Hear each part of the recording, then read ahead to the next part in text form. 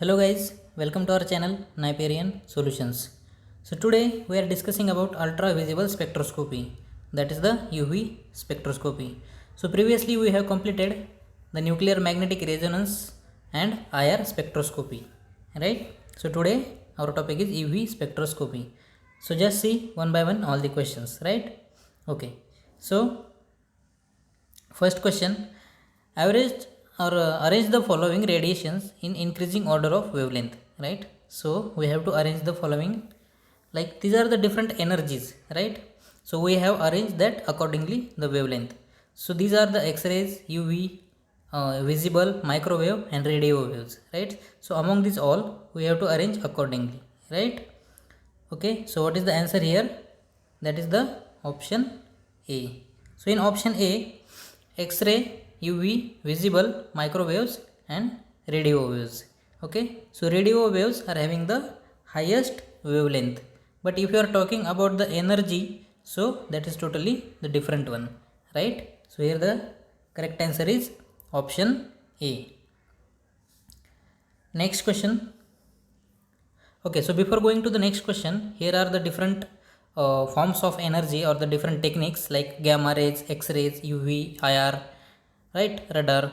So that all accordingly the wavelength. So from gamma rays to that like radar and short waves, so that lambda or the wavelength, that is the increasing order, right? Means X-ray is having gamma or X-rays are having the less wavelength comparatively to the IR and radar. So you have to remember that all the ranges. Okay, the next question, what is the range of UV visible spectra? Right, options are 200 to 400 nanometer, 400 to 800 nanometer, 200 to 800 nanometer, and none of the above. So what is the correct answer here? That is the 200 to 800 nanometer, right? What about the 200 to 400 nanometer? That is the your UV spectra or UV region, only UV, not visible, okay? And what is 400 to 800? That is the your only visible spectra, not UV, right? Means in 400 to 800 only visible spectra you can see. And what is the below 200? That we can call it as the vacuum region, right? I think this is clear to you guys. Okay, so next one. Okay, here you can see the UV region and the visible region. So in UV region 2000 to 4000, that is the Armstrong, that is one and the same thing. 2000 Armstrong means 200 nanometer, so means 200 to 400 nanometer, that is your UV region, and 400 to 800 nanometer, that is your visible region. And this complete one, right, this complete one from your 200 to 800, that is the UV visible region. Okay, so the next one, the rate of decrease of intensity of radiation with thickness of absorbing medium is proportional to the intensity of incident radiation. Okay, so that is basically related to your thickness of your absorbing medium. So which law state that your thickness of absorbing medium? So the options are Beer's law, Lambert's law, Beer's-Lambert's law, and none of the above. So you have to read question very carefully, because here they are not mentioning about the absorbance or any relation with the concentration, right? So what is the correct answer here? That is the Lambert's law, right? Why Beer's law is not the answer? Because Beer's law is talking about only absorbance is directly proportional to the concentration, right? So that absorbance is directly proportional to the concentration, that is the Beer's law, right? And what is the Lambert's law? That is the path length. So whatever the path length you have decided, so Lambert's law is depending on that the thickness of the absorbing medium or whatever the path length that you are using. And what is the Beer's-Lambert's law? So it is combine of Beer's and Lambert's law, so means absorption as well as whatever the path length you have selected, right? So basically that path length generally we are using the 1 centimeter, but Lambert's law is typically saying about the whatever the path length. Okay, okay, here is the Beer's-Lambert's law. So what that law states, like absorption is directly proportional to the concentration, right? So here, okay, so A is equal to, what is the A? A is nothing but the absorbance. So absorbance is equal to epsilon CL, right? Means like absorptivity into concentration into your path length. So that is our Beer-Lambert's law. So guys, this is very important because most of the time they are asking about the numericals on the Beer-Lambert's law. So you have to know what is the exactly Beer-Lambert's law and what is the formula of that one, right? Here are some limitations, right? Here are some limitations of the Beer-Lambert's law. And what are those? The first one is your keto-enol tautomerism, right? So in keto-enol tautomerism, the Beer-Lambert's law is not obeyed, right? Second one is the fluorescent compound, and third one is the solute and solvent form complexes. Means whatever the complexes they are forming, so Beer-Lambert's law is not applicable to this one, right? So you have to remember these 3 points: keto-enol tautomers, fluorescent compounds, and solute and solvent which forming the complex, right? So these are the limitations of your Beer-Lambert's law.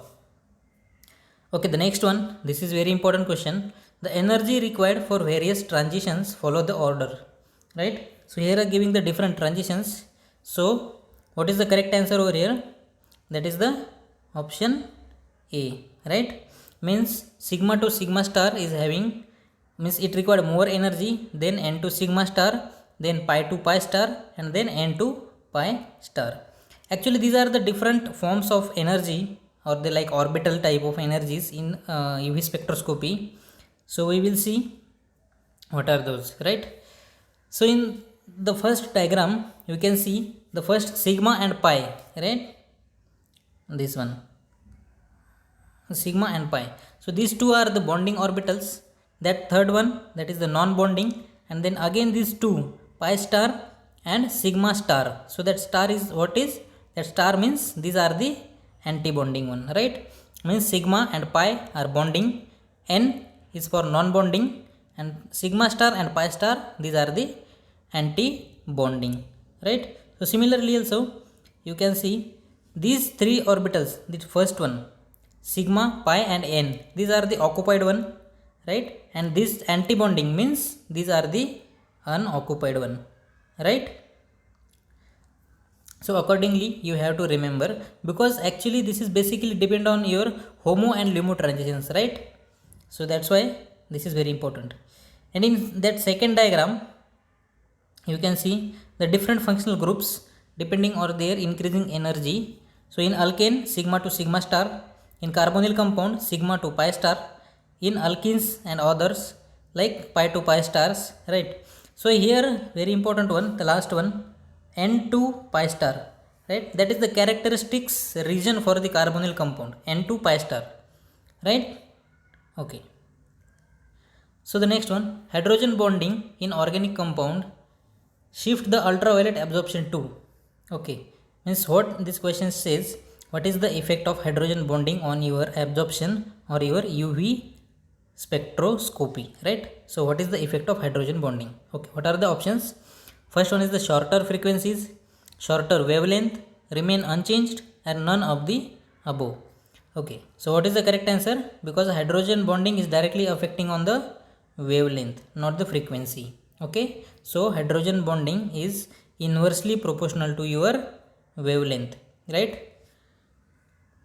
Okay, so the next question, the structural increment of 5 nanometer for estimating lambda max for alpha beta unsaturated carbonyl group is, right? So generally they are asking what is the lambda max for the alpha beta alpha beta unsaturated compounds, what is the value of 5 nanometer, and this is applicable to what kind of molecules, right? So first one is exocyclic double bond, then alkyl substituent, then ring residues, and all of these, right? So what is the correct answer here? Again this is the all of these, because the exocyclic double bond, then alkyl substituent, ring residue, that all is having the value of 5 nanometer in the Woodward-Fieser rule. So guys, that Woodward-Fieser rule is also very important from the exam point of view, right? Because definitely one question is there from UV in the Woodward-Fieser rule. Then you have to remember what is the parent value or the basic value for homoannular dienes, heteroannular dienes, then ketones, alpha beta unsaturated carbonic compounds, So you have to remember that all the at least parent value, and you should know or you should calculate the that lambda max according to the Woodward-Fieser rule. Okay. So the next one, applying Woodward-Fieser rule, the basic value of 215 nanometer is given to. Okay, we just said about that one. So what is the value of 215 nanometer, right? So acyclic ketone, 6-membered cyclic ketone, alpha beta unsaturated aldehyde, or both A and B, right? So what is the correct answer over here? That is the both A and B, because the whatever ketone, it is cyclic or non-cyclic, right? Or sorry, acyclic, cyclic or acyclic. So the base value is 215 nanometer, right? So that topic is very important. Woodward-Fieser rule is very important, right? Next, which among the following is absorption of spectrum towards the shorter wavelength? Okay, the red shift, blue shift, hypochromic shift, and hyperchromic shift, right? So what is the answer here? That is the blue shift. Why? Okay, just we will explain why the answer is blue shift, because it is the shorter wavelength. Okay, here are the different shifts like hyperchromic shift, hypochromic shift, then bathochromic shift, and hypsochromic shift, right? So just listen carefully, guys. Hypsochromic shift and bathochromic shift, right? This one, this is totally dependent on your lambda max, right? Because lambda max increases or lambda max decreases, so that's why hypsochromic and bathochromic shift occurs, right? So similarly, that hyperchromic shift and your hypochromic shift, right? Hyperchromic and hypochromic is based on your Emax, means like your absorptivity, right? So this hyper and hypo, that is based on your Emax, and hypso and bathochromic shift depend on your lambda max. Okay, so move towards our question. So what is our question? Towards the shorter wavelength.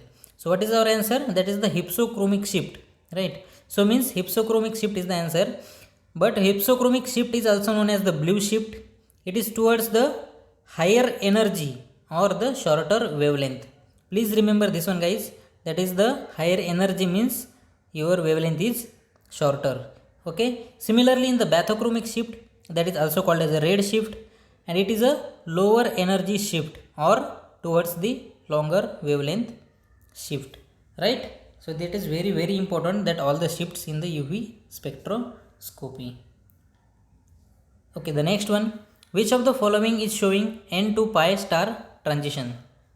Okay, so previously we have seen which compounds showing N to pi star transitions. These are the carbonyl compounds.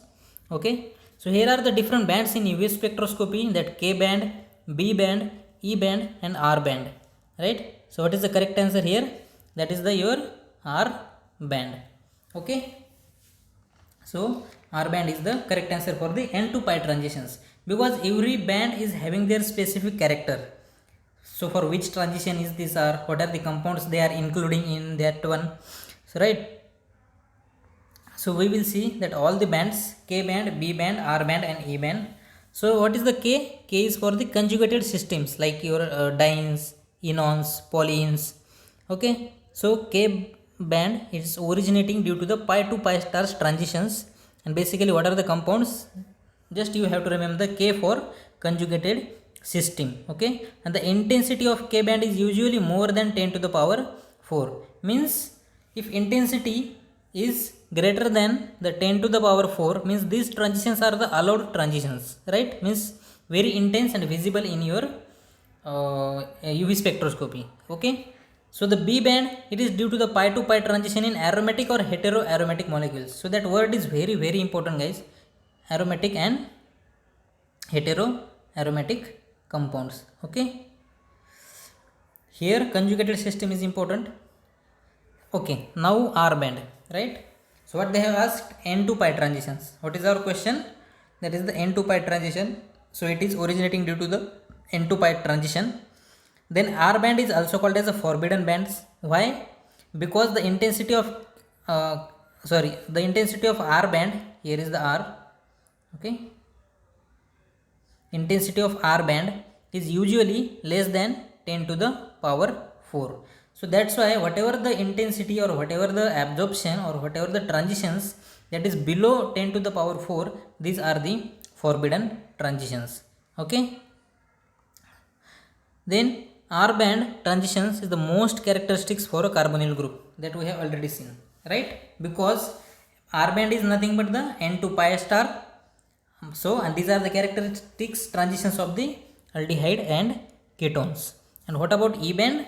E bands are for the ethylenic bond present in your benzenoid system. Means in benzene ring there is a double bonds, right? So for that double bond or the ethylenic bonds, that system is transition is there. That is the E band.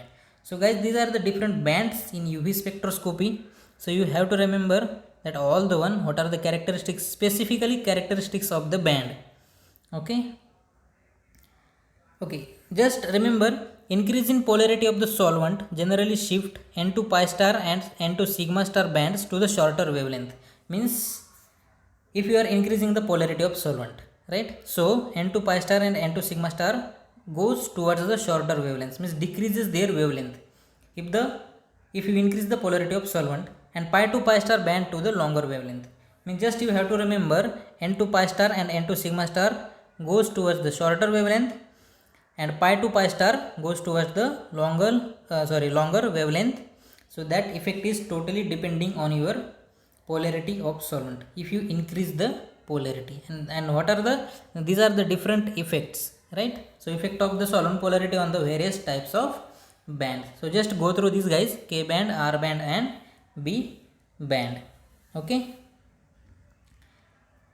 Next one, what is the value for heteroannular conjugated diene in Woodward-Fieser rules? So again the one question from the Woodward-Fieser rule. So that is very important topic, right, from UV Woodward-Fieser rule. Okay. So what is the correct answer here?